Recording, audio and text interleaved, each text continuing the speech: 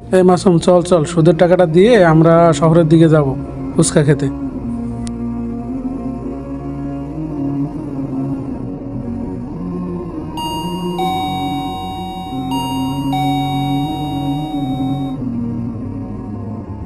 আসসালামু আলাইকুম। ওয়ালাইকুম আসসালাম, কি খবর? চাচা, 1 লাখ টাকা নিয়েছিলাম আপনার কাছে সুদে, সেই টাকা আসল সহ সুদ সহ সব ফেরত দিয়ে গেলাম চাচা।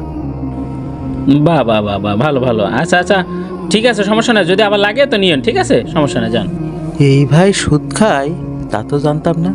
এর একটা শিক্ষা দিতে হবে, দাঁড়া। ভাই বিকালে কি বাড়ি থাকবেন আপনি? হ্যাঁ, আমি তো বিকেলে বাড়ি আছি। তাহলে আমি বিকালে আপনার জন্য বিরিয়ানি রান্না করে নিয়ে আসবেন। বাহ, ভালো।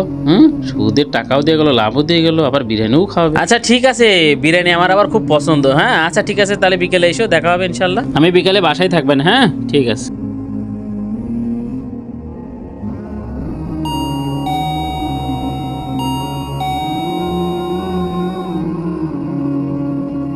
কি খবর? ভাই ওই যে বলছিলাম বিকালে আপনার জন্য বিরিয়ানি নিয়ে আসবো, এই যে বিরিয়ানি। বাহ বাহ বাহ, খুবই ভালো, খুবই ভালো। ও, মুরগির রোস্ট, ওয়াও। হ্যাঁ বাহ, ভালো ভালো ভালো। আমার বাড়িতে একটা মুরগি মারা গেল, তো সেই মরা মুরগি দিয়ে আপনার জন্য এই বিরিয়ানিটা রান্না করে নিয়ে আসলাম। মরা মুরগির বিরিয়ানি? ওই মিয়া, আমার কি টাকা পয়সা কম আছে? আপনি আমার জন্য মরা মুরগির মাংস নিয়ে আসছেন?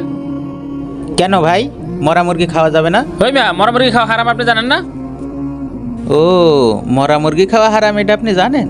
হ্যাঁ, মরা মুরগি খাওয়া হারাম, এটা জানেন কেন? সবাই জানে। ঘুষ খাওয়া যে হারাম, সুদ খাওয়া যে হারাম, সেটা আপনি জানেন না? তাই তো, তাহলে আমি তো হারাম খাচ্ছি। আসলে আপনাকে অসংখ্য ধন্যবাদ, আপনি আমার চোখ খুলে দিয়েছেন। আমি বুঝতে পারছি আপনি যে বিষয়টা আমাকে বোঝাতে চেয়েছেন, আমি সেটা বুঝতে পেরেছি। আমি আর কখনো সুদ খাবো না। আল্লাহ আমার মাফ করুক, আমি আর কখনো সুদ খাবো না। এই কানে ধরলাম, আমি আর সুদ খাবো না।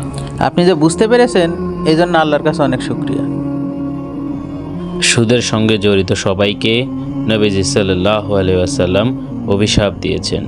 বর্ণিত হয়েছে, যে সুদ খায়, যে সুদ খাওয়ায়, যে সাক্ষী থাকে এবং যে ব্যক্তি সুদের হিসাব নিকাশ বা সুদের চুক্তিপত্র ইত্যাদি লিখে দেয়, সবার প্রতি রাসূলুল্লাহ সাল্লাল্লাহু আলাইহি ওয়াসাল্লাম লানত করেছেন।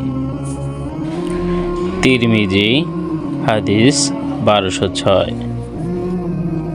পবিত্র কোরআনে বহু ধরনের গুনাহের বিরুদ্ধে নিষেধাজ্ঞা আরোপিত হয়েছে। সেসবের জন্য কঠোর শাস্তি ও ভীতি প্রদর্শন করা হয়েছে। কিন্তু সুদের ক্ষেত্রে যত কঠোর ভাষা প্রয়োগ করা হয়েছে, অন্য কোনো গুনার ব্যাপারে এমনটি করা হয়নি।